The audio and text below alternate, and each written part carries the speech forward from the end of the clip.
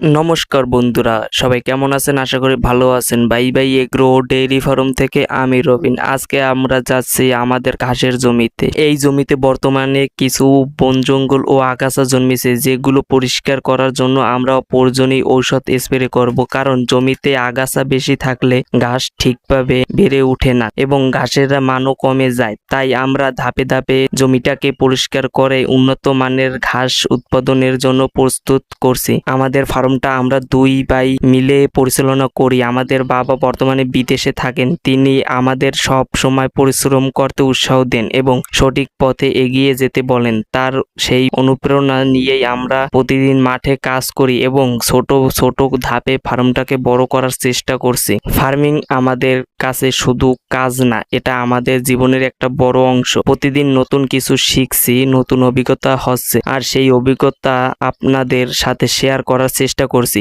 আমরা চাই আমাদের এই যাত্রা দেখে আপনারাও কিছু শিখুন, বিশেষ করে যারা নতুন করে ফার্মিং শুরু করতে চান। ঘাসের জমির সঠিক পরিচর্যা আমাদের ডেইরি ফার্মের জন্য খুবই গুরুত্বপূর্ণ, কারণ ভালো ঘাসে গরুর পুষ্টি বৃদ্ধি ও উৎপাদন ক্ষমতা বজায় রাখতে সাহায্য করে। তাই আমরা সবসময় চেষ্টা করি জমির প্রতিটি কাজ যত্ন সহকারে করতে। ভিডিওটি যদি আপনাদের ভালো লাগে তাহলে লাইক, কমেন্ট এবং আমাদের bye bye agro dairy farm চ্যানেলটি সাবস্ক্রাইব করতে ভুলবেন না। ধন্যবাদ সবাইকে।